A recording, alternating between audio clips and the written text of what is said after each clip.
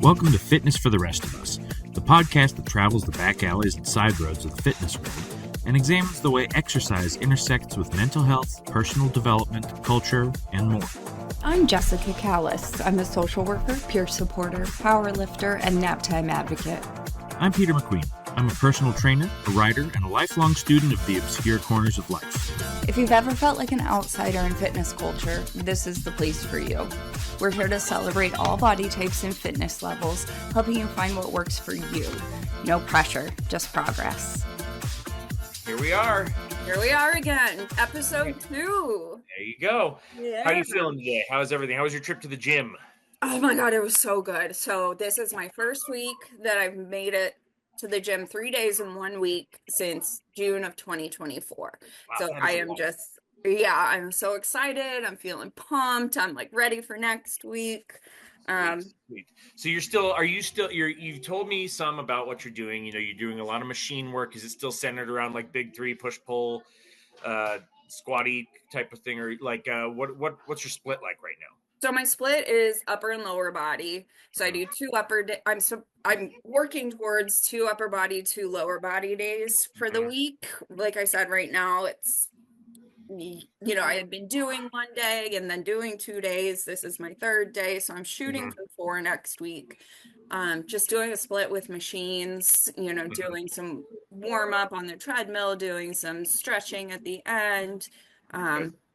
I still am having some pain with weird things like the hip abductor is Really? actually causing pain in my abdomen. And wait, when you're on like the abductor, I call that the good girl, bad girl machine. Yeah, I do too. Yeah, okay. Yeah. Right, good.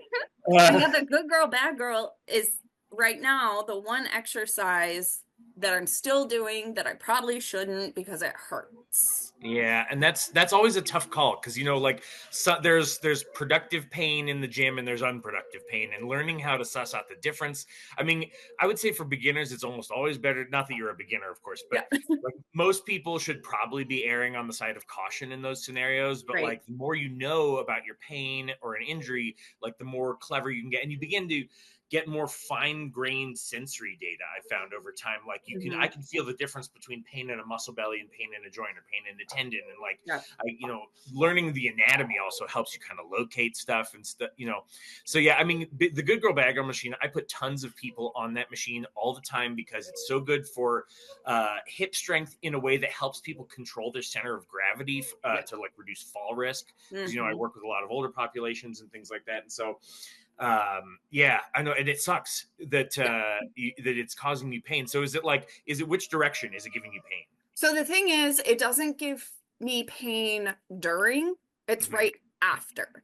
Right after? Yeah, right after. Like I'll stand up and I'm like, ow, okay. Okay, so when you come into extension, something is clicking back into a place that is starting to trigger. And so do you have like classic sciatica stuff going on? Like I do not have sciatica. I've been checked for that. I do not have any sciatic pain. Well, I have back pain, but I don't have any sciatic problem. I mean, the typical sciatica like starts at the butt, radiates down, sometimes radiates up and stuff like that. And like usually is fairly acute with movement.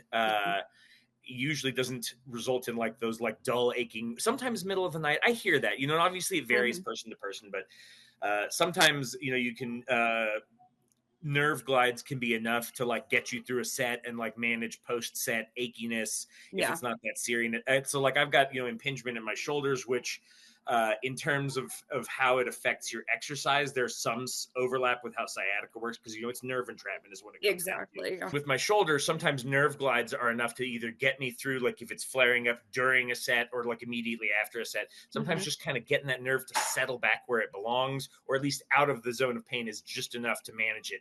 And it's been a long time since I've had anything serious enough that I can't manage it that way. So, and it's one of those things that like it may not help, but it probably, it's almost impossible that it's going to hurt in any way. So it's worth trying for a lot of people. So what I do for my shoulder is there's 2 I'm going to try and get, so I'm blocking the light. There we go. So I will, I'll do it on this side. I will rotate as I turn my head away, and so that takes the nerve and it kind of stretches it out and connects back in. And then you can also do where you are going with and that flosses it back and forth. And there's a similar one for sciatic pain, which I know is not what you're experiencing, but we're just trying to kind of demonstrate some stuff here. Yeah. Where you can prop your foot up, and you do that same thing. Like, you can't really see it here, but I will tilt my head forward as my toe goes forward, tilt my head back as the toe goes back. And so it's tugging on either end. So the nerve flosses are something that I got from my mom, of course, and, just studied a little bit, in the physical therapy world. I was going to say, and your mom is a doctorate of physical therapy. Right. So. Yeah. So that's kind of one of those things that I feel like falls still kind of within my scope of practice as a personal trainer, that it is very unlikely to hurt anybody, and, can help a lot of situations. And so, but yeah, your situation is obviously so complicated, and in future episodes, we will dive probably a little deeper into your pain situation. Right. We're going to be doing an episode on pain, and, we may frame it that way, but, we'll see. Either way, I mean, it's really interesting, though, and I'm so glad that you have found a way to manage it and get yourself in the gym and do those movements, and are still finding ways to challenge yourself, and so yeah. I'm very grateful to be part of that process. So, in case it isn't obvious, today we're talking about exercise. There's going to be some overlap with talking about pain and some various other things, but that's what this whole podcast is about. It's about these overlaps. That's where our interest lies. Before we get started, if you enjoy the show, please remember to like, rate, subscribe, and leave a review on your podcast app of choice. It really does help us out. If you're watching this on YouTube, go ahead and drop a comment below. Also, remember to like, follow, and interact with us on social media. All of our links are in the show notes.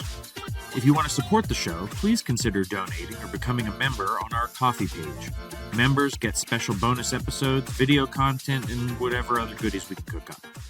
So our trigger warning for today is that this episode discusses fitness and exercising. If you need support around disordered fitness, please go to www.nationaleatingdisorders.org. So, I mean, we're both big lifters, and I want to say it's maybe about 3 or 4 years that you and I have been talking fairly regularly about our lifting and everything. Since, that sounds about right. Yeah. So why don't we start with your story, and then we'll get into my story, because you started before I did. So how did you get into the gym? So really my first introduction to the gym was, you had two options for high school gym. You could do gym class or you could do weightlifting. And so I chose weightlifting because I was playing varsity sports and, snowboarding on the weekends. I'm like, well, strength is going to help me. Yeah. So I took weightlifting for a year and a half in high school, really got into it, really loved it. Went to college, didn't really continue with it. My story in there will be discussed later, just about my recovery from substance use, mental health issues. Sure. And so in 2016, I hired my first trainer. I really got into lifting weights, both to support my mental health and to give me a routine. Let me ask you this. I'm curious, and I'm sorry to interrupt, but no, you're good. What made you, after everything you went through and everything, and you're coming back wanting to do something for your fitness again, what made you want to hire a trainer instead of just doing it yourself? Doing it on my own. So really what I was doing on my own was steady state cardio. I would go to the gym, hop on the treadmill, walk for 45 minutes. I started doing one of those couch to 5K programs, and I could tell that my cardio health was going up and my lung capacity was going up, but I wasn't noticing results. And I had gained a lot of weight throughout my recovery journey. Really not a body that I felt comfortable in. And so seeing all the people in the gym, I noticed the people who were lifting had like kind of the feel that I was going for. Like they had results, the people on the treadmill just kind of hanging out, but I started to kind of venture over into the machines and realized I had no idea what I was doing. So I hired the trainer for education to write me a plan to help me figure out what's the best way to lift. How do I do it without hurting myself? Because I had, hadn't had any kind of programming since high school. Right. So I hired a personal trainer. I was doing some group classes and things were going pretty well. I realized that I really liked the compounded movements and really wanted to explore powerlifting. Mm-hmm. So I left the trainer I was seeing and found someone who specialized in powerlifting. Mm-hmm. He really helped me build my numbers. I actually did an amateur powerlifting competition and got third place in my weight. Woo! In my You weight. got a medal. I've seen that. I told you, like any kind of medal, man. Yeah, there it is. I would just be wearing that everywhere. Exactly, I know. So then the pandemic hit. Mm-hmm. I was not able to go to the gym. I did not have a home gym and ended up gaining back a ton of weight, losing muscle mass, just feeling really unhealthy again. Mm-hmm. Realized I needed something to help my chronic pain. I needed to build muscle so that my body was supported to live with chronic pain. And I missed powerlifting. So I hired my current coach. Mm-hmm. So that's kind of, I guess, I don't know, a Get long you up to speed. story of how I got into the gym. Sure.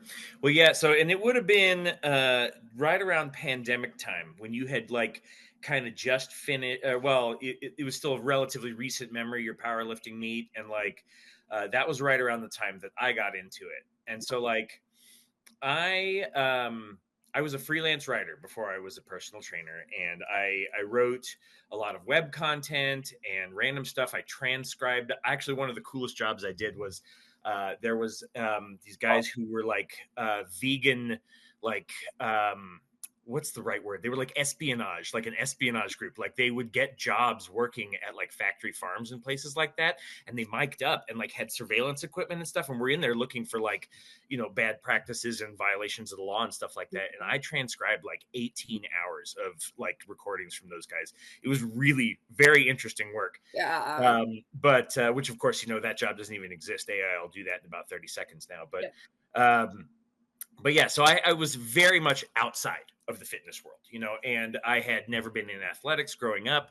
I was bullied a lot by people who were in athletics. So I had this very my mental architecture was very like athletic people are the mean people. And I'm over here with like the nice nerdy people. And it was, of course, all very immature, but Yeah. those were my thoughts, for a lot of my life. And I struggled with weight and everything, and I went through a couple different weight losses where like the first time I was on the Atkins diet and I had the Gazelle. You remember the Gazelle, Tony Little, the guy with the big ponytail and the ball cap, and he used to have those commercials where he was just freaking out. You only need 20 minutes on this machine. Yeah, he was so hyperactive, man. But you know what? Like I stand by that machine, dude. I think when I bought it, the version I bought was like $100 or something like that, and it folded up so it was about this thick. I could slip it between like a bookshelf and the wall, slide it out, pop the TV on, and just stride on that thing. And you could lean it forward and get a little bit of a push workout, lean it back, get a little bit of a back workout, nothing too serious, but for someone in the shape that I was in at the time, it was great. And I was a young man, and obviously young man hormones are just ridiculous when it comes to body composition change. And so it was enough to tip my balance and the balance in my favor. And so and then again, around the time that me and Steph were, when we got engaged, we both decided, to try and trim up a little bit for the wedding, and everything. And so I was doing Wii Fit Sports, which was super fun. They had like this little running course where you jog in place and you got the little handles and everything, and it would kind of, measure it in METs or whatever. And I learned yoga from that thing. Actually, we had the little board that you stand on, and like based on where your pressure was distributed, it could like guide you through a bunch of different yoga positions. And so that was my first intro to that. And yoga is still definitely a big love of mine, even though I don't have any real formal education in it. But and so I did those and I lost some weight and everything. And then, gained it all back. I had to gain my weight back 3 times before I really changed myself at a deep enough level to like feel like I have some control over this. Yeah. And so it was around that pandemic time, late 2019, I had a very minor health scare where my legs just like swole. It was actually just one leg swole up really bad. And given our family history, of course, like my mom was like, go, because if that's a blood clot, like, we've got that in our family, and like, you don't mess around with that kind of stuff. Right. So I went out of an abundance of caution, even though I wasn't having any other symptoms. And they looked at me, they ruled out a blood clot, but they didn't really come up with any super plausible explanation, right? Unexplained edema. And they didn't say these words to me, but it was one of those situations where I felt like, well, if I just got my health under control, stuff like this would probably just happening. And we kind of talked about that one time before, where like, I understand that can be a very insensitive and judgmental thing for a doctor to say to some kinds of people. But again, at the time for me, that was what I needed, Yeah.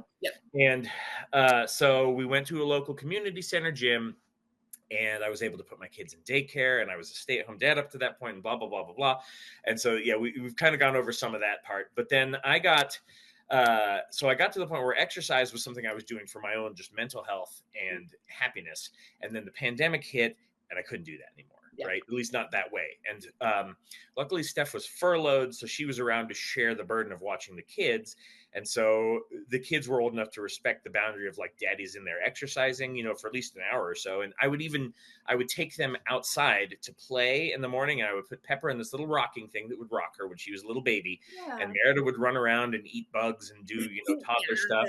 Yeah. And I was there on our patio just doing like body weight cardio. I was doing jumping jacks and like, body weight squats and all these other little moves, following along with these videos from this Australian couple. They're called the Body Project. And they were great. I mean, they were fantastic. And there's a lot of what they do. There's a lot of companies and individuals that have like independent businesses with similar models. And that, of course, is, what I'm aiming towards long-term, is something similar to that. But those free, like low impact cardio videos were great. And there was some light strength work, body weight strength work. And, I had these 5-pound dumbbells. And so I got started doing that. And eventually it just got too easy. And I was like, the first time I did a body weight workout with like, it was maybe 50-50 legs and upper body, and right after, my legs were so torched, I had to use my hands to lift my leg over our like shower tub combo because I was so tired. And like, if I were to do that same workout now, and I've gone back and done it just for fun, just to see, like it's barely a warm up now, And so like I started to see results basically. And I was like, well, now that I've got a taste, I want some more. And I understood at some level that I needed to get heavier weights. But if you remember, in 2020, you could not buy exercise equipment because everyone was building home gyms.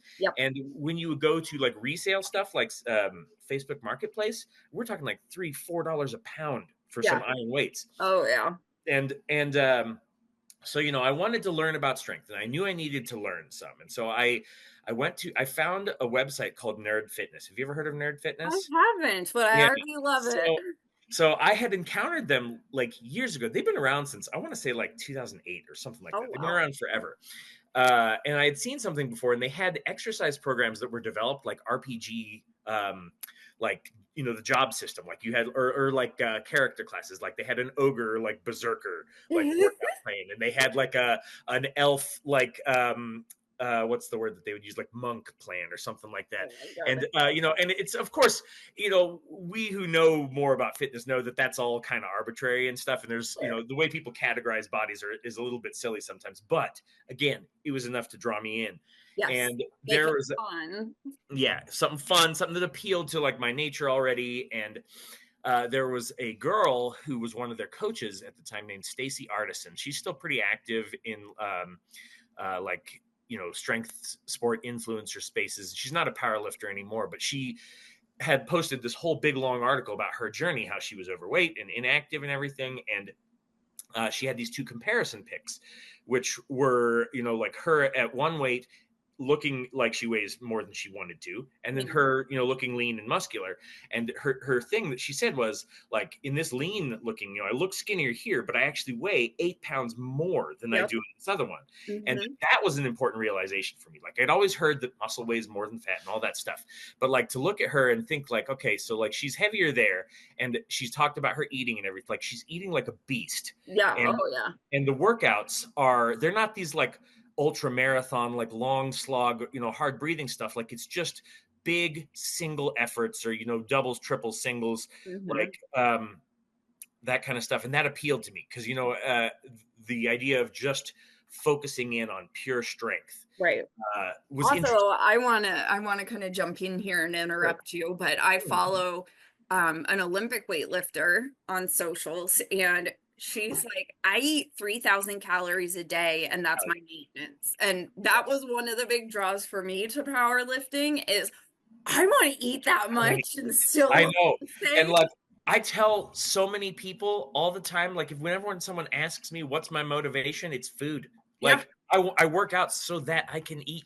And Exactly. I have found in my life, I've done the very low energy in, very low energy out. I've done low energy in, high energy out before. And both of those things were able to affect my weight.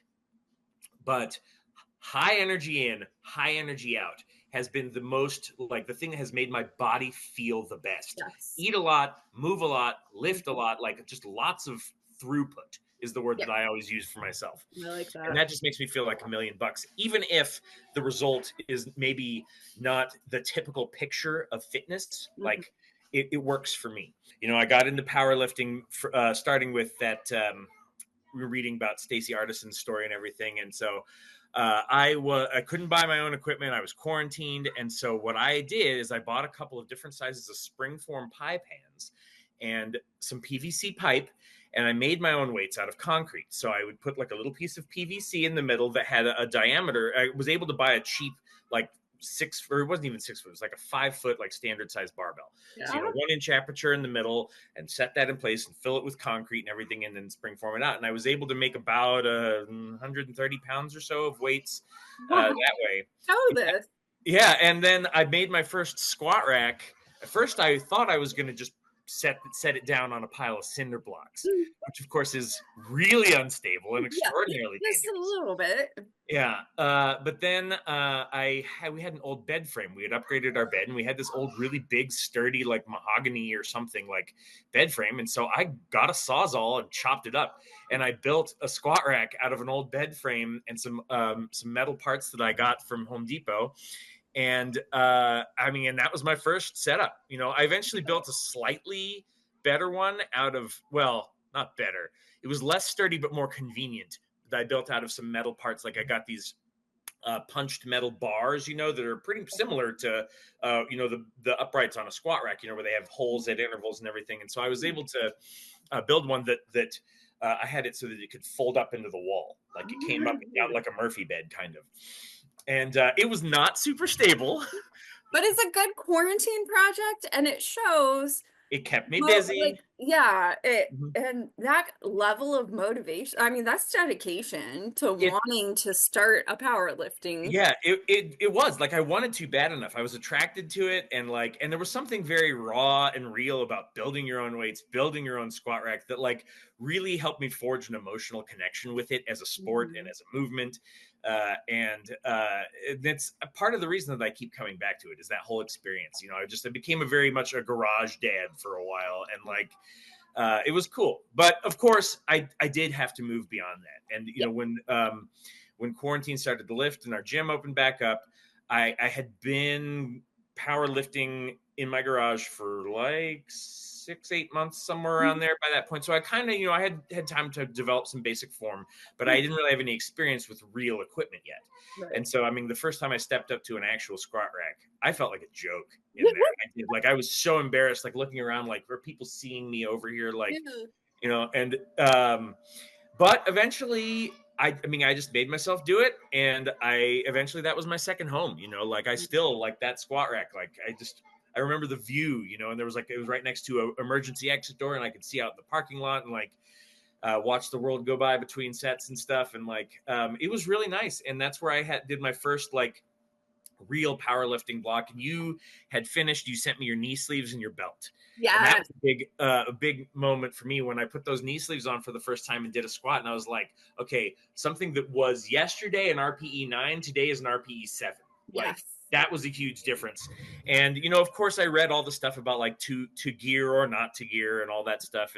And I've never been a competitive person, really. Like, I'm competitive with myself. I'm ambitious. I want to learn things and know things and feel competent at things, but I don't really care to compare myself to other people. Yeah. And so I was like, whatever, I'm not going to be a competitor. I'm just going to do the thing. I'm going to use the gear, lift heavy, have a good time. And it's now, it's recreation. It's a hobby for me, you know, and that's something I feel like a lot of people don't think of exercise as part of that sphere of their life. It's always geared towards a goal. It's always for the sake of something else, and very few people will exercise for its own sake. And it's because with something like powerlifting or Olympic lifting or any kind of thing where you were tracking progress, or even an endurance sport, when you start to track progress, obviously the goal is baked into the process, right? Because you want to see incremental improvement. But like, I have somehow managed to land in this weird headspace where, not weird, a very healthy headspace, I think, where like I have these goals, but I don't live and die by them, and I don't evaluate myself on my ability to meet them. Like, they're there, and I'm going for them, and I'll get where I get, and I'm having fun along the way. And that's great. And it so is goal flexibility. You know, you have these long-term goals, and you make sure that you have realistic, smaller action steps that you're exactly. Yeah, and there's little small day-to-day goals that I'm able to meet every day. So I'm still able to have that like positive feedback cycle with myself where I'm like, you know, meeting a protein goal, or I met my number of sets that I need today, or whatever it is. And so, so I mean, I learned about all that stuff because I wanted to do it well. And my first instinct, of course, was like, I need to hire a coach, you know. And I started looking into how much it would be to hire coaches from Nerd Fitness.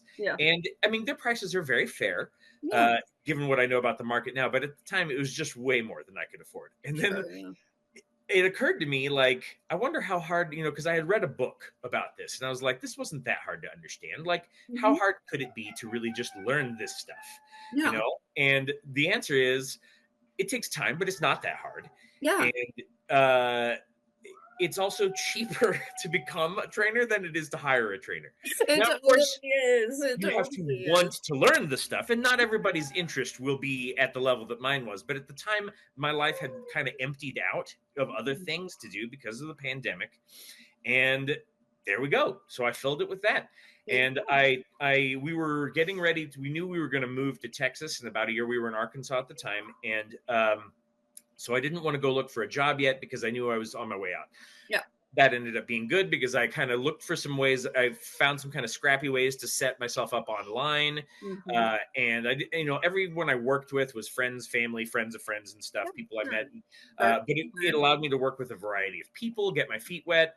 I did have my babysitter's mom, like, would come to our garage, and we had a deal going for a while where I trained her for free, and then she just paid her daughter to babysit my kids, and it kind of came out in the wash. And so I was able to work with somebody in person and have that experience. And then when we finally moved, you know, we took a few months to kind of get oriented here in town. And then I was super nervous because I had never really done it, never been an authority figure in a fitness space before. But I just kind of kicked myself in the butt and went and filled out an application. And, you know, the funny thing now, looking back, the guy that hired me, I learned like a year later. At the time, they were really hard up for employees, and his boss had told him to hire anyone that walks in the door. And me walked in. I know, right? But this guy, I don't have any bad blood towards him now, but let's just say that he did not have a very body positive sort of mindset, you know? And he was good at being diplomatic and controlling it because he knew he was supposed to, but you could tell, you know, the underneath that, you know, he had his own thoughts. And so he was never rude or bad to me in any way, but I know that he looked at me differently because of my size. And I feel pretty confident that if he hadn't been told to hire just any old person that walks in the door, he probably wouldn't have hired me because later, once that hiring pressure was off, I saw him pass over people who might have been competent trainers because of their size or body type. Because like commercial gyms are trying to pass off this fitness look that everybody, which is not all the time healthy. You know, you look at people who are jacked and they're on steroids. You look at people with low body fat percentages and they have disordered eating disorders. I know. And there's some legitimacy to it, though, I feel, because there's that phrase you hear in training circles that are your body is your business card. And that is definitely you can't avoid the fact that people are going to make first impressions based on what they see. You know, I mean, people are going to see you before you open your mouth usually. And so, yeah, it's wise to be aware of that. It is. But You can also use those things to your advantage. One of the reasons I hired my powerlifting coach is mhm. she was real on social media. She would be like, I've gained some weight. Look at what I look like now. And then she would take an after picture and be like, see, all you have to do is dial in your eating and your training, and it doesn't take long to get back to where you were.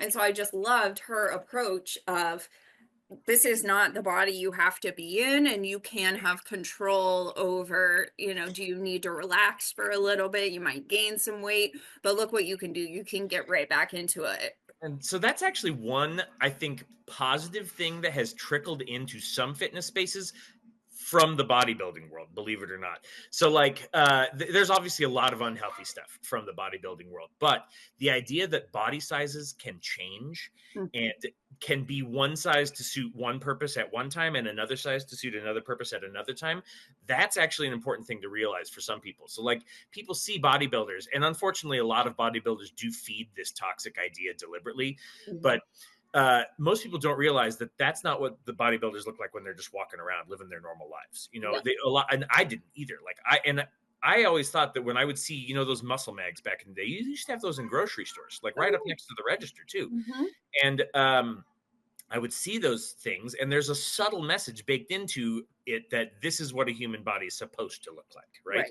And there's a lot of influencers out there who still feed that idea. And I work for a guy who still on social media feeds that idea. And I know him well enough to know that it is related to his own insecurities and stuff. And so that's helped me kind of peek behind that very superficial window in bodybuilding, because a lot of it is kind of hiding insecurities when they act that way. But the bodybuilders who are more intelligent and who have come at it, or at least passed through some like science-based circles and stuff, carry a very different attitude towards it and are still able to have that, you know, thing like we have these goals, and like bodybuilding goals are legitimately unhealthy. I mean, it is as unhealthy and dangerous as things like climbing Mount Everest, wrestling an alligator. They're like, you can do this in ways that make you die. And but people do it not because, or not in spite of the fact that it's hard, but because it's hard. And the ones that are smart about it understand, like, okay, when I'm on stage, like this is something I've done to meet a certain standard, which we understand is not healthy, but it's difficult. It's a challenge that I'm passionate about. But then in their regular lives, you know, they put on weight after a show. They look different. They move different. Some of them even exercise different in their off seasons and stuff. They eat different big time. And start drinking water again, because a lot of times you're on like a 3 to 4 day water cut, right? Water cuts and like balancing your water and sodium, and actually the amount to which that is like fine tuned, and the level of detail you have to really do that at the top level is part of the reasons that I still love bodybuilding as a sport, in spite of the fact that it does feed a lot of unhealthy attitudes.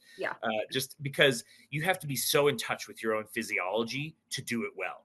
And you know, we'll talk more about like the steroid side of things, like when we get into our episode on enhancements, and because I have a lot of interesting thoughts about that, because I follow it as a fan of the sport, and steroids make it so that it's one of those things where everybody, as long as everybody cheats equally, the game is still fair. It just moves up a level. And so so yeah, I have a lot of thoughts about all that stuff that we won't go into today, but like the kind of takeaway that I've had from my journey is that, you know, for me, like fitness and athletics used to be kind of a monolith, where it was a certain, you know, type of person and a certain type of attitude.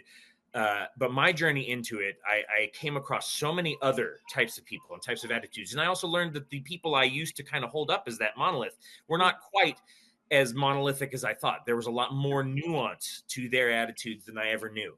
And that opened my mind up to being who I am, but in this space. You know, I used to feel like I didn't fit there. And now that I've saw more of the detail and nuance of what's going on in fitness and how it connects with physiology and mental health and all that stuff, I was like, oh, actually, I'm pretty well adapted for this space. I actually have a lot of really relevant skills and a lot of relevant interests, and, you know. And I will never forget one of your your reels on Facebook was talking about imposter syndrome, and all day, every day. you asked a specific question. You said, ask yourself this question. Erica, my sister, called me and said, I think Pete might have just changed my life. Yay! Literally said Which one was it? Which question was it? It was, you're sitting there, you're saying, I don't belong here. People don't think I belong here. I'm not a gym person. And you said, ask yourself, what if I am a gym person? Yeah. And it's just like, what if I do belong here? And Erica said that changed like her. I'm so glad, because that was a big thing for me too. I can't remember where I came across that idea, but it was somewhere like TikTok. It was in a reel, and it was talking about how, we all have our internal critic, and self-talk is important in how we manage our own mental health, but our self-talk and our self-affirmations have to pass our internal critic. Yeah. And the idea was that framing your affirmations as a question sidesteps your internal critic, because there's nothing to immediately shoot down. It's an open-ended question. Yeah. But the implications it carries are very powerful. Yeah. And and that's something I do have to kind of psych myself up a lot of times in the gym, because I still look very different and act different and think different. I'm older than a lot of the people that I work with, and my story is so different than theirs. And I do have to ask myself, what if I do belong here? What if this is the body I want? What if this body represents a massive accomplishment for me? Right. And a lot of that comes from insecurity, because obviously I'm imagining, when I frame those questions, I'm imagining spitting that back out at somebody who's criticized me. And of course, I have not been really criticized. I've been treated fairly by pretty much everyone that I've encountered in the fitness space. And so it's important for me, at least, to recognize that imaginary criticism is coming from me, not from other people, and that I should not project that onto other people and blame them for that, which is why I feel like I'm able to be comfortable with more traditional fitness minded people and to speak to them, without feeling any antagonism, which I used to. It was a hard realization for me to know that all that was that when kids bullied me, that's just kids being kids. They didn't know what they're doing. They didn't have any plan for that. They're just reacting to their own difficulties the same way I was. And it took me a long time to realize that what I got from that was coming from me more than it was coming from them. And I think that's so important. I know we wanted to talk about gym culture today, but I think it's so important to realize what you think about yourself is the one thing that matters. And there are people, not just in fitness, but in the workplace, in your social life, that are going to have unhealthy thought processes. They will criticize people, even if it's just in their mind. They may not say it out loud. But every time you step into the gym is a win for a lot of us. And every PR, every time we, are able to meet the target for the day, learning to stack up those tiny wins is so edifying. And there is that in team sports too, but it happens at the individual level, right? I mean, every member of the team has their own job that they're training to be good at, and they are able to stack up those little victories in that context. Right. But I feel like, at least for me, I had never learned to put my heart there.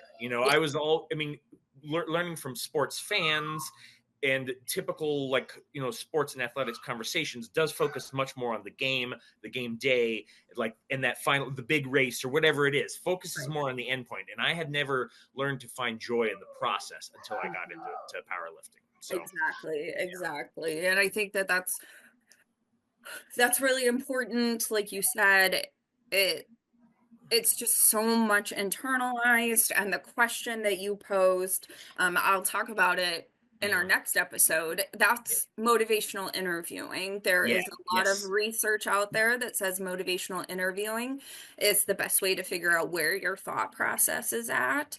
And it sounds like, you and I have both done that around team sports, around individual sports. And there's a lot of that in personal training, in my certification. Motivational interviewing is a whole module, Exactly.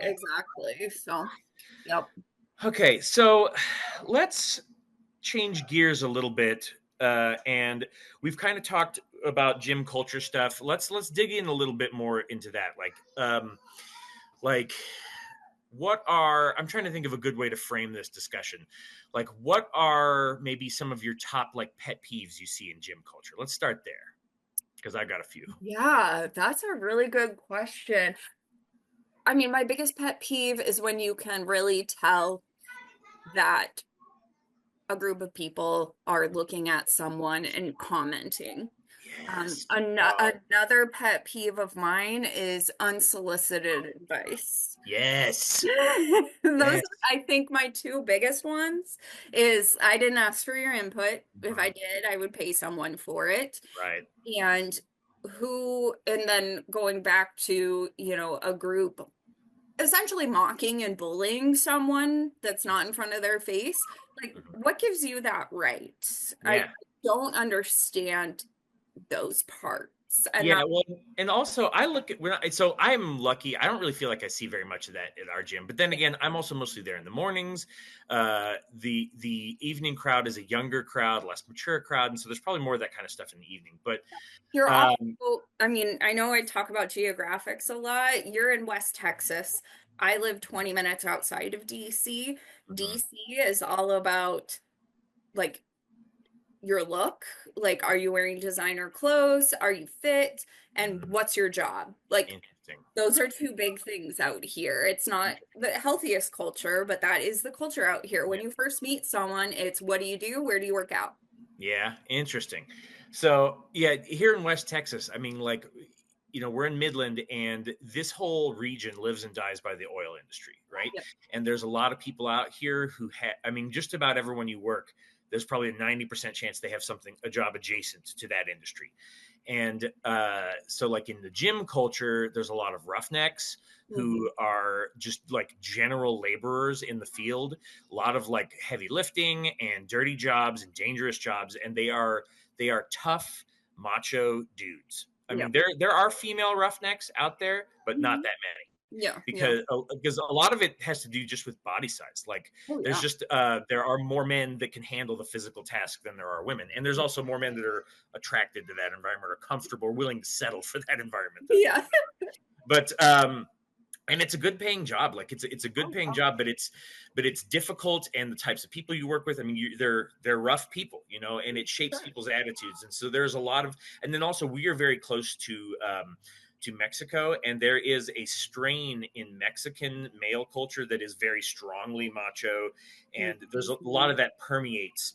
And so there's not all of it is necessarily toxic, but there's a lot of it that is toxic masculinity around here. Mhm. And so I do see a lot of that, and that's probably my number one pet peeve in the gym is toxic masculinity. And I see it in a lot of subtle ways, in like slogans on T-shirts, and there's Mhm. all these stuff that all boils down to the whole no pain, no gain attitude, Yeah. which um, again, there's a lot of those things that I've learned to reclaim in my own way and with my own interpretations. And I like the process of doing that, reclaiming bits of rhetoric from an attitude and a culture that I don't like and bringing them into my own culture. Mhm. But yeah, like the toxic masculinity and the ways that men evaluate themselves, evaluate each other based on basically how much pain you can endure and dish out, you Yeah. know, like and I mean, I'm always talking to my kids, strength is very important to me, and being like physically able is very Mhm. important to me. But I always tell my kids, like, I don't ever want to use my strength to hurt anybody. I only want to use my strength to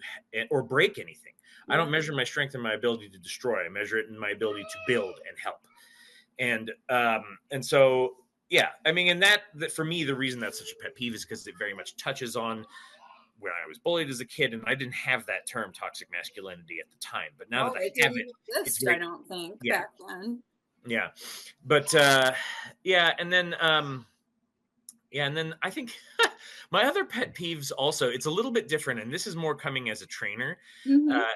and is when I see people doing really like goofy, silly, like where I can tell they're just not thinking about it at all. And Yeah. that's sometimes that is like the gym bro who's throwing around more weight than he needs to and slamming his weights when he's not actually working that hard. Yeah. Sometimes it's that, but other times, I want to say this because this is like a pet peeve that comes from a place of love, not Yeah. annoyance, but it's still a pet peeve. Is when I see people flailing, like people, and you see this a lot with tall, skinny people who Mhm. they've got such long bones that they're able to accomplish tasks just by kind of like tossing their body around, you know? And so I see that, and I'm like, oh, I want to have your attention for like an hour, you know, so that I can like someone's got 40-pound dumbbells and they're curling, but they're curling like they're hipping it up, and it's like, just drop it down 10 pounds. Right, and then when you're doing this with curls, it's like that's a great glute workout. Yeah, bicep workout, like triceps. Yeah. That stuff drives me crazy, but I know that 99 times out of 100, it's just because someone hasn't been taught. And like it's okay to be born ignorant. We're all born ignorant, you know?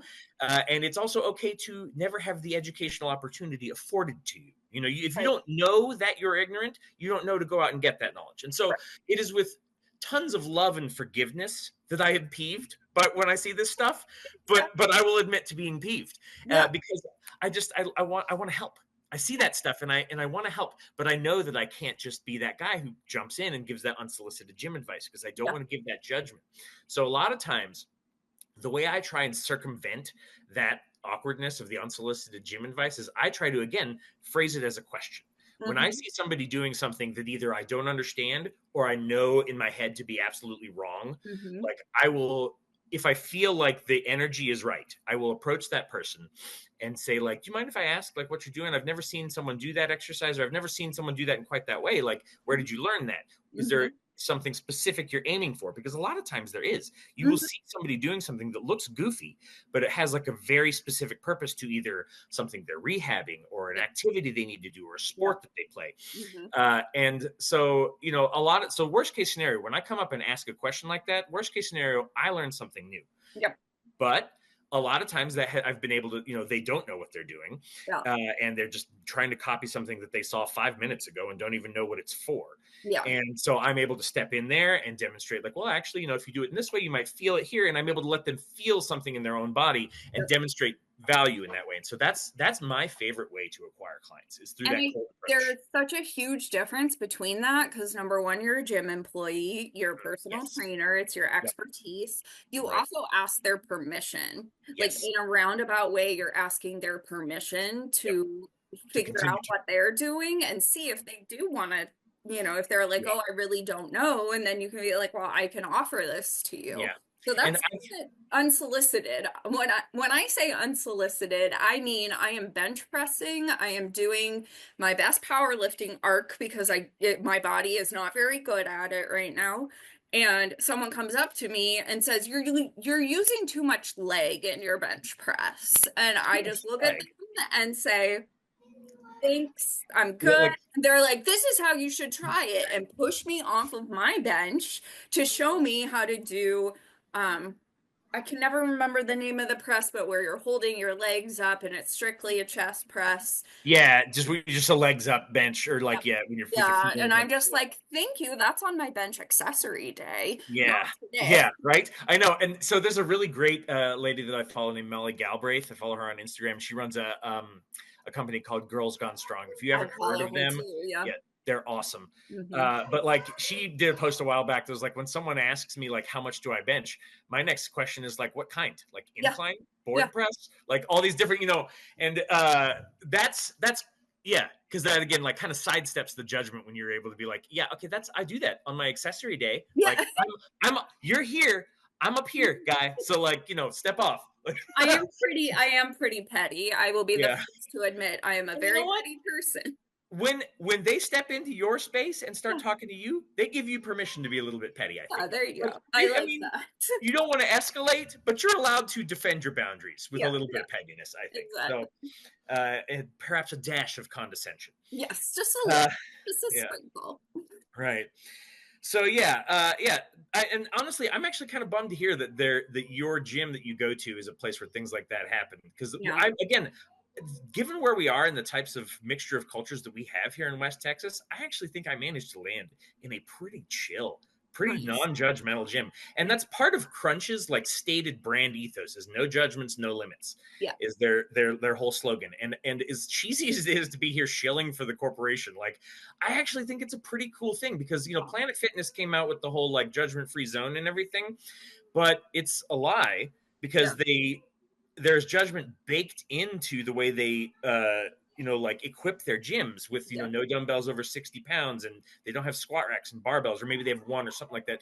There's and they have whatever alert that goes yeah, the off. lunk alarm, right? Which of course is something that employees have to set off themselves, and it's mostly just they do it for the gram. Sometimes it's hardly ever a thing that actually happens, is what I've heard. Yeah. But then again, it depends. It's there, it exists, it's real. The employees can set it off if they see something they don't like, or if they feel like somebody's. And so there are places where people have probably done it and made for stupid reasons. Someone does a muscle up and the employee puts it, like. But the fact that it exists at all, and the fact that the equipment loadout of the gym is set up to make it so that you can only get so strong there, like it's judgment free unless you're very strong and athletic, Yeah, exactly. And so I like Crunch because it's the whole spectrum. You know what I mean? You could be as weak as you want, you could be as strong as you want there. There's no limits. And so I can really get behind that.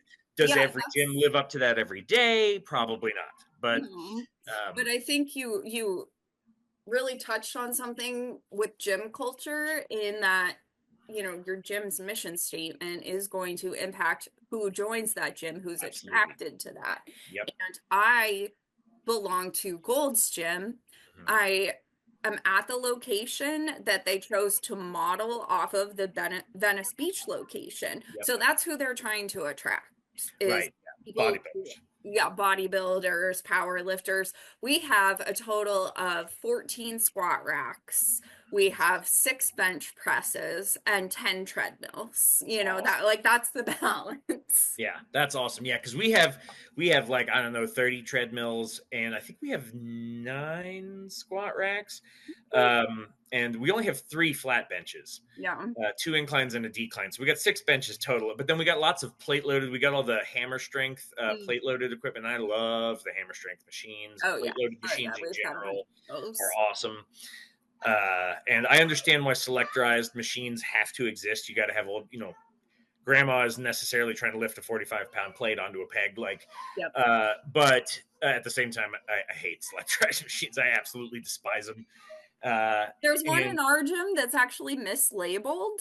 They started with the 30 or 40 pound instead of the 10 pound, and so there's one stack that is off. And I was at the point, I think I was doing lap pulls at 60 or 70 pounds, and then I hop onto that machine and try to do 60 pounds, and I'm just like, I can't move this. What is going on? Yeah, we have machines like that too. And because our gym, believe it or not, we have something like 100,000 paying members at our gym, and our floor plan is not that big. I couldn't tell you the square footage, but it's I'm trying to think of a good store. It's maybe as big as like a bookstore like Hastings or Barnes and Noble or what was the one we had in Kansas City? Borders used to be. So it's pretty big, but not like Walmart big, not like Sam's Club big.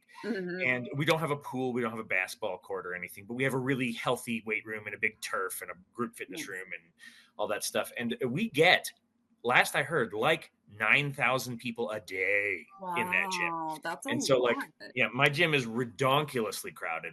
And it brings all types in, and I love that about it. I chose well when there's a couple others around this town, but I honestly believe I work at the best overall gym in town. There's ones that are nicer, boutiquier, and they're a little newer construction, which means that they have a bit of a cleaner feel. I mean, our gym is clean. We got a hardworking crew, but it's just busy. It's busy. So it doesn't stay as clean as maybe a very nice new lower attendance gym might. Yeah. I love it. I love it. But because of a lot of these kind of gym culture things, and because of the attitudes and just the considerations that come in any public space where you are around a lot of other people, in the long term, I really want to move my training practice out of a physical gym or into, the pie in the sky goal is, of course, having a private studio and stuff like that. Yeah, of course. There's a whole laundry list of things I would have to accomplish before I could ever even think about that. but also like people are, moving more independent, now that in this digital age where we learn, and especially a lot of people could just use Chat GPT as their personal trainer. That's another, like, I hate admitting that as a trainer, but like most of you people who listen to this could probably do just fine talking to ChatGPT. Now, ChatGPT can't watch your form, can't be with you day to day, can't keep you safe the way a trainer can. So if you're somebody who needs somebody who's either new enough to exercise that you need that safety oversight, like, yeah, you can't get it. But somebody like with your level of experience, who knows the basics of form, who understands at least the broad strokes of how programming works, like, there's a lot you could get these days. So my industry is changing, and the types of services that I am able to offer, like in the next 5 to 10 years, like just what is possible for me to do is going to change, because there's a lot more of those somewhat experienced mid-level like clients who are just not going to be as accessible. And so there's going to be, and that's, I think, probably the majority of personal training clients, nationally, is those middle of the road people who know enough that they can work out on their own and feel relatively confident on the gym floor, but want somebody else to do the hard math so that they can hit more aggressive goals. It takes time. Yeah. And so like I feel like personal training is almost going to diverge over the next couple of years, where there's going to be people who are training the high-end athletes who just need more than even a really sophisticated AI can produce. They need more day-to-day, eyes-on, hands-on attention, and more just sensory feedback from the point of view of their coach. And a lot of those coaches, the smart ones anyway, will be incorporating AI, because one thing that AI is really good at is, like, I know a lot of what it will tell me about personal training, or about building, my own workout programs and everything. It's not stuff that is totally new to me, but it helps surface things that I otherwise might overlook in my own mind. Like, they're down there somewhere. I know them, but I may not think to bring that. Remind you. Yeah, exactly. It's better at recall than we are. I'm better at recognition memory. It's better at recall memory, and leveraging those two forces together is extremely powerful. So people who serve high-end athletic populations, I think, will do really well in the AI age. Oh, yeah. And I think people like more where I'm headed is to more that absolute beginners or people with complicated medical histories who have greater safety needs. Yes. And that's why I'm trying to expand my skill set in terms of like reading human bodies. And it is out of my scope to diagnose pain or anything like that, but it at least does help me to be able to read and modify corrective exercises if I can help to narrow down the number of causes for pain. I mean, I can't definitively say one, but I could say, okay, well, I've got a guy who's got pain in his knee, and so I've tested him out on a bunch of different things. He can do step-ups just fine, but whenever he's coming down and shifting his gravity forward and his hips are in extension, like when you're coming, you're not going to be able to see me very well, but like when you're coming down a step and you kind of shift your weight forward, but you're still pressing into that back leg, like he has pain in his knee on that point. And you can feel it click when he does it.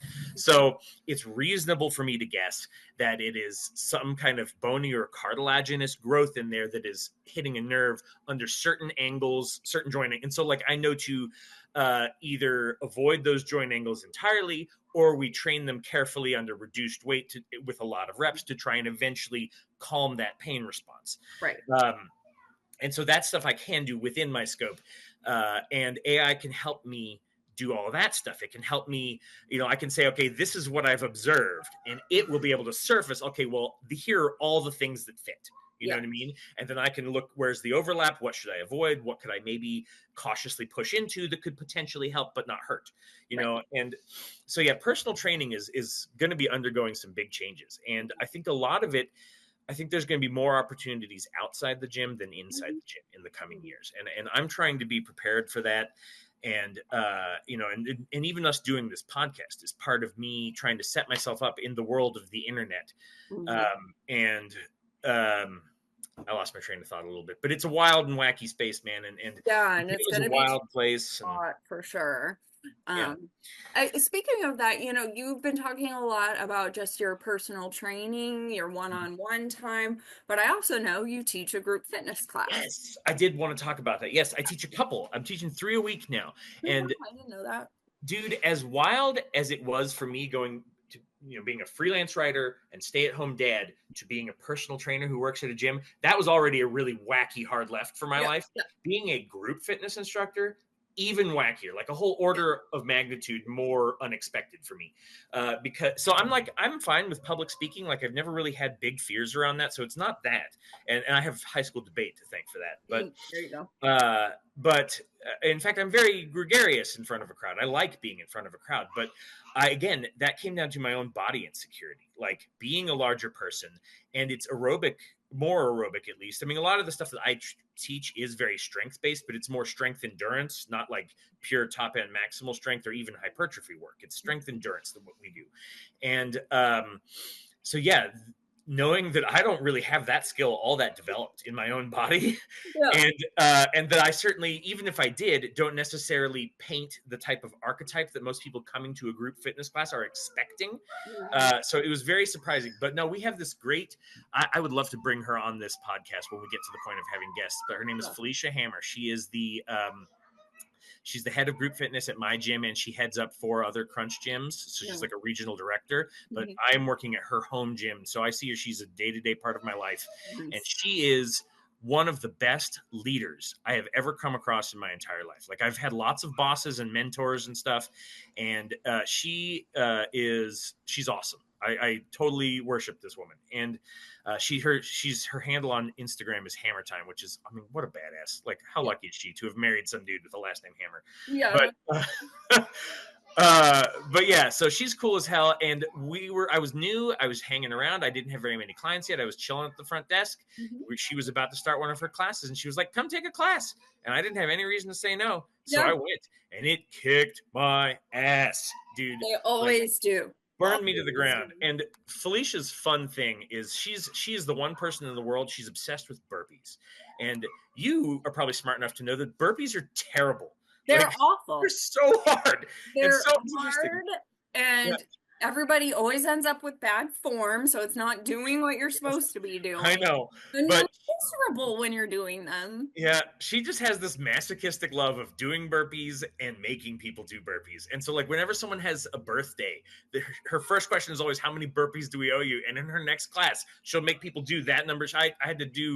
I tried to do 41 burpees. Anyway, so she dragged me into this class. It kicked my ass. And then she was just like, why don't you come and shadow one? Just come try and teach one, And I was like, okay, why the hell not, And I felt super weird that anyone would even want me to do that. But I did. And I shadowed a couple people, and they were like, why don't you teach the warm up? We're all going to warm up. Why don't you do your thing? And I was like, at first I had no idea what I was going to do. But I went back to those body project videos, that body weight cardio stuff. So I had people doing step jacks and back slaps and arm circles with a little squat pulse and like all these kind of dynamic stretch and body weight cardio moves. And that's what I still do. I warm up my clients with that kind of stuff. I warm up my classes with that stuff. And I still believe in it when I'm people who have joint issues with impact, or anyone who's just heavy enough that the jumping jack is not a comfortable thing for them. I still use that stuff every day. And so I was able to kind of, I got pulled into this world where I was pretty sure, even though I was a gym person at that point, pretty sure I didn't belong there. But then I kind of remembered some stuff. I was like, oh, okay, well, what if I do belong here? What if I can do this? And then so we teach a class every Sunday called Family Hit, and it's kids 5 and up. And I took it with my kids because why the heck not? And the lady who was teaching it at the time was looking to move on. She's got another career that is like her central career. And so they passed the torch to me, and it really, really fits my personality. I'm a dad, and I've got 2 young kids, and they're interested in things. So they help me come up with, theme ideas. I'm supposed to come up with a Lilo and Stitch one today. And matter of fact, I'm going to have to do that in like an hour, but I'll figure it out, So Family Hit was where it started for me. And that was really good. And it was able to build some confidence and, learn how to structure some workouts. And there's formats I have to follow and everything. But I learned that skill. And then the Saturday morning class was Felicia's, and she is Canadian, and she had an immigration issue, which meant she couldn't work for a brief amount of time. And so she passed that class to me. And that class is the longest, hardest fitness class that they teach at Crunch. And it's more strength-based than a lot of the other ones. So it fit really well into my knowledge. And most of the other teachers if you've taken enough fitness classes, you know that a lot of them are really big on combo moves where we're like, Yeah.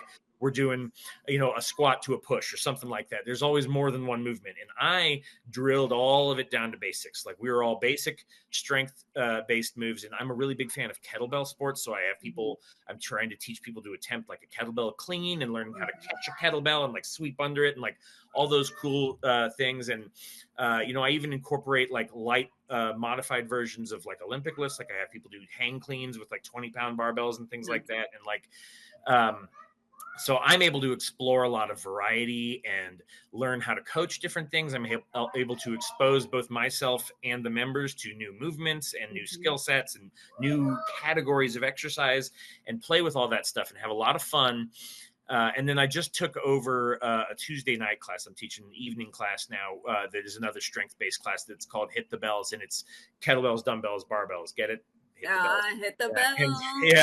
And so like it is, again, it's like right in my happy place. Like I'm having people doing deadlifts and like I get all the big barbells out there and all the weight plates and like, and I am doing like real kettlebell sport, like long cycle and things like that. And not everybody can actually hang or like has comfort doing that, but like it's there and I'm trying to teach people and learn it myself. And yeah, the group classes, it's so different. It's so different because it's broad, and personal training is deep.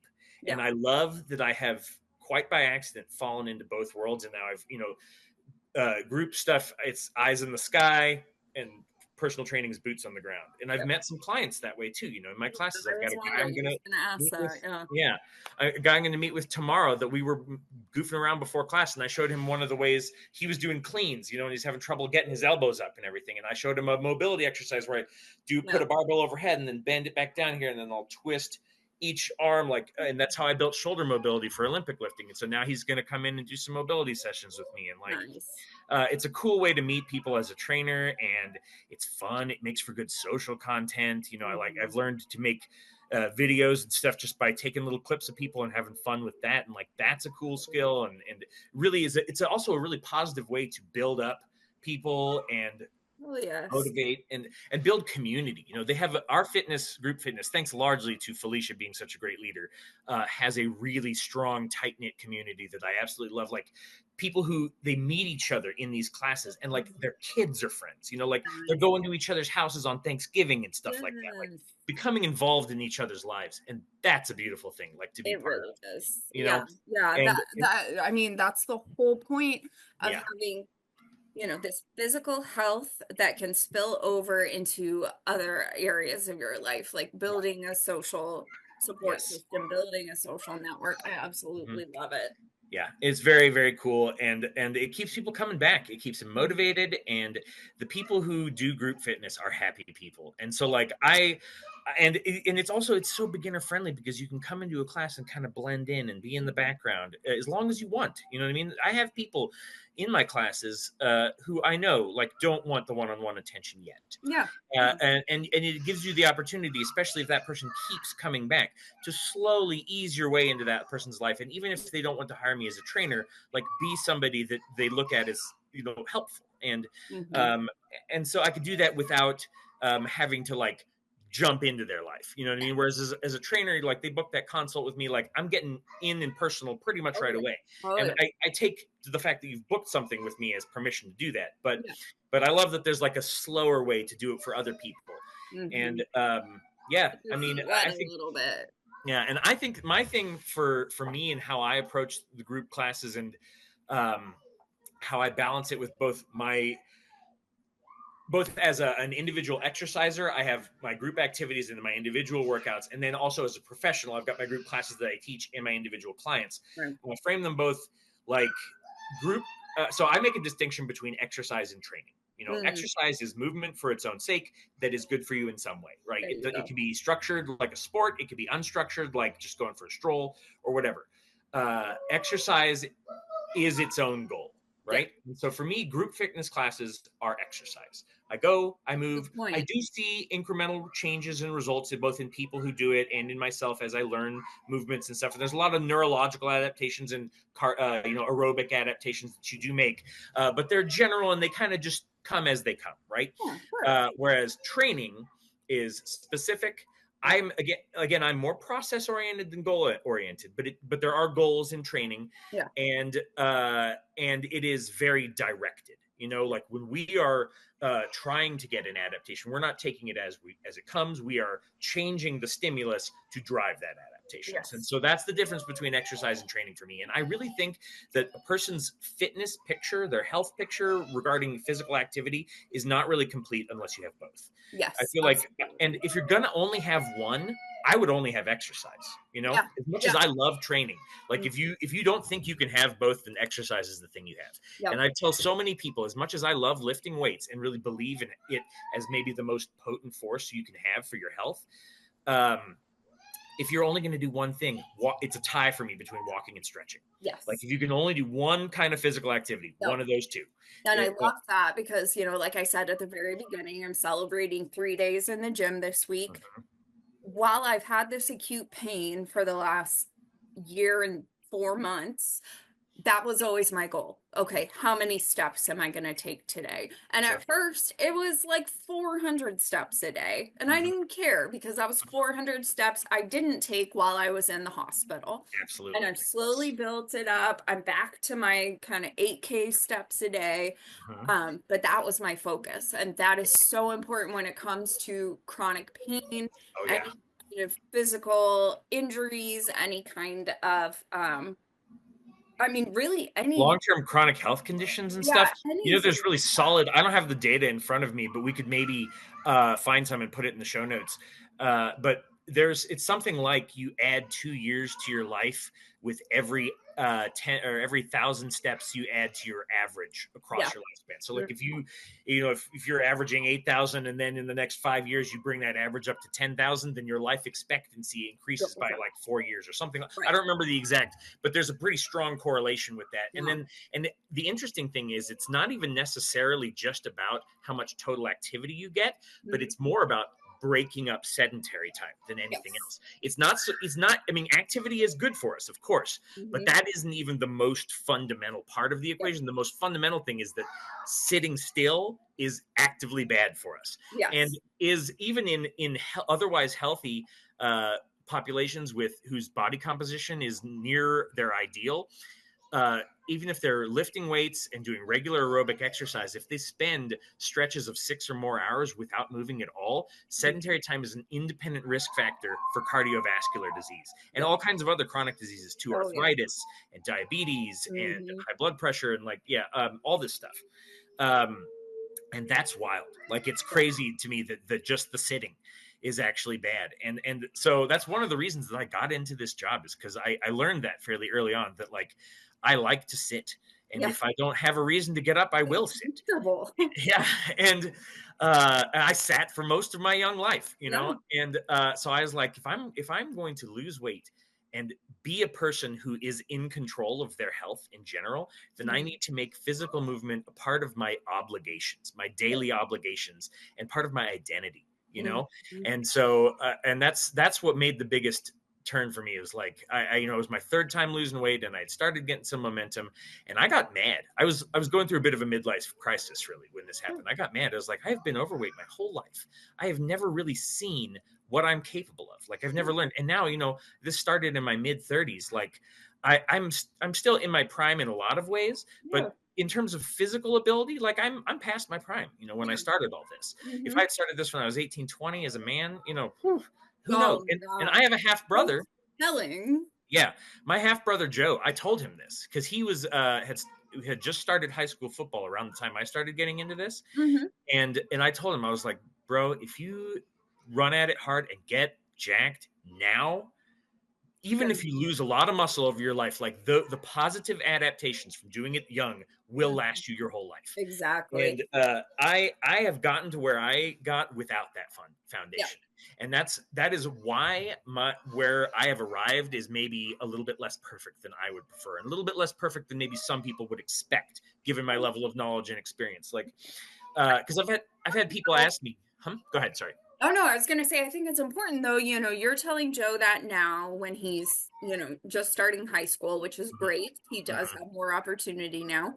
mhm, But it's not just important in the prime of our life and immediately after the prime of our life. It's mhm, building that foundation.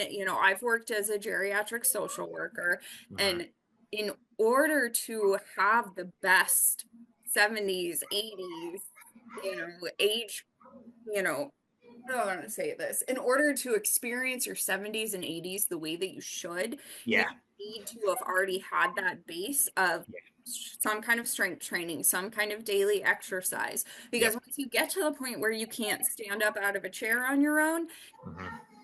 you're already so far behind. I was And gonna say your options become a little more limited, and a little I'm bit, definitely a big proponent in the idea that it's never too late, mhm, and anything is better than nothing. So even people yes, who have lived, a certain way for a long time, may have their options curtailed to some degree. Like you never hit zero. It's yeah, never like even for people who are bedridden and paralyzed and amputees and stuff like that, there is still something that you yeah, can do for yourself that's proactive. absolutely.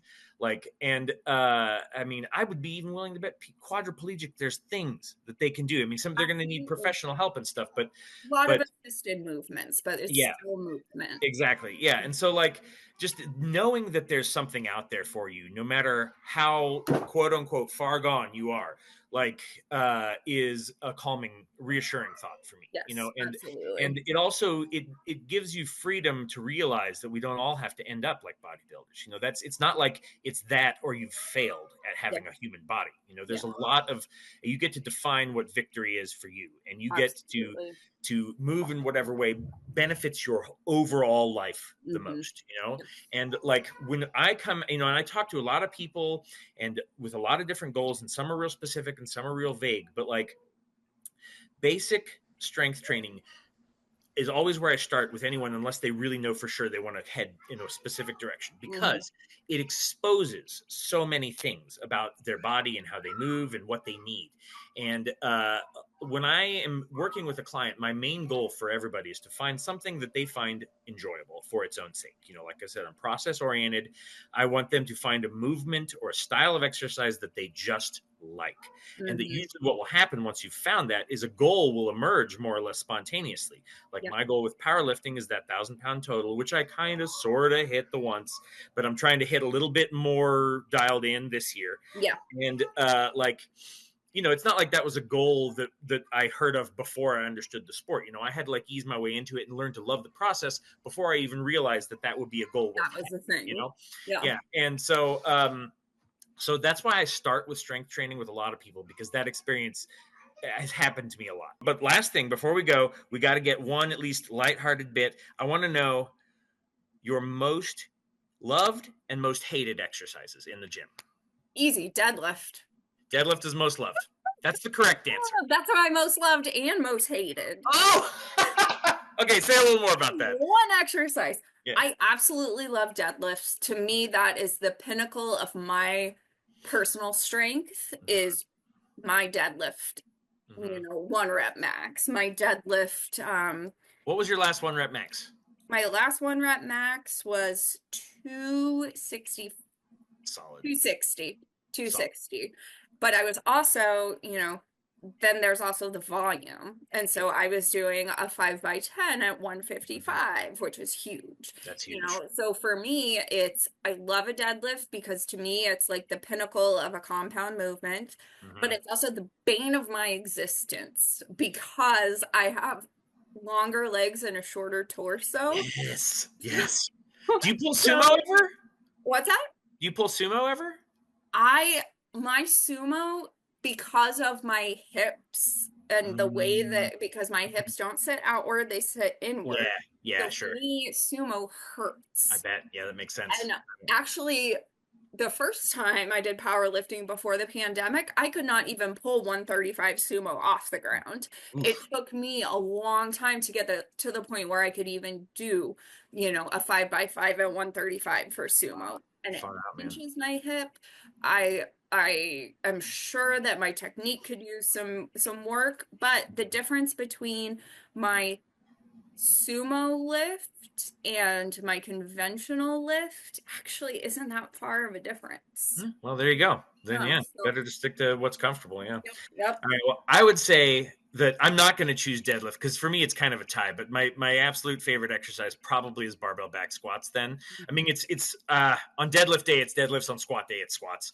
But like I actually feel like my hips are a little bit different. Mine turn outward. I've got externally rotated femurs, and so that makes my foot positioning a little bit more comfortable with that outward turn, and I'm comfortable in a wider stance.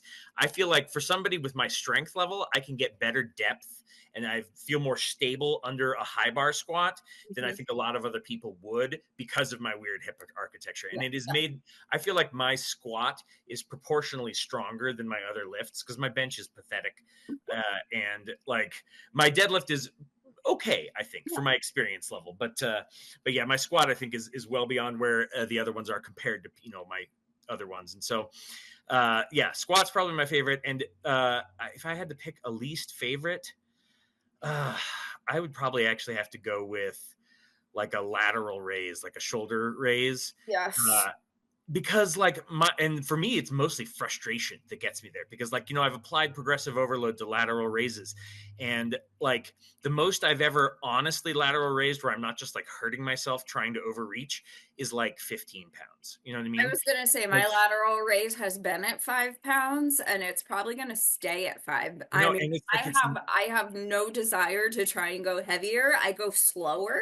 That's for sure. But yeah, same here. And I've started doing them with cables instead of dumbbells because you can make it more difficult in the more elongated portion. And if you do single side, you can even elongate the range of motion some. But my thing is, man, like for my physique, like I like my traps. I like my chest. I have my big gut. I even like that. I love my legs. Super proud of my legs, proud of my arms. Cannot stand my shoulders. I feel like my shoulders are so small and flat compared to everything else. And that's what you want, those big delts, because that makes you look broad. It makes a heavier set guy look. I've always said that my big goal with my physique is I don't want people to say, Pete, he's kind of a big guy. No, I want them to say he's kind of a big guy. Yeah, exactly. I feel like shoulders is the only missing piece. If I could get those shoulders, I wouldn't be a big guy. I'd be a big guy. Anyway.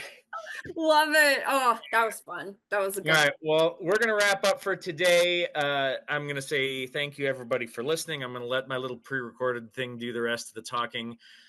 Thanks for talking to us, and we'll see you in the next episode. See you next time, guys. Thanks for listening to the Fitness for the Rest of Us podcast. Please remember to like, rate, subscribe, drop us a review, and connect with us on social. Please also remember that we are not medical doctors or registered dietitians. We're not even really experts. The information discussed on this show is presented purely for entertainment and educational purposes and does not constitute medical advice. You should always consult your doctor before making any changes to your nutrition or physical activity habits or your mental health regimen. Once again, thanks for listening.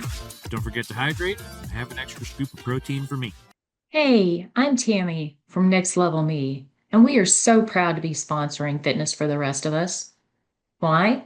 Because just like this show, we believe growth should be real, relatable, and for everyone.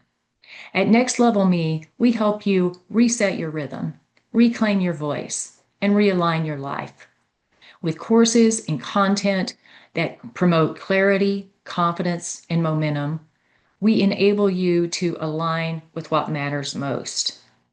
If you're interested in leveling up in life, not just fitness, come find us at nextlvlme.com.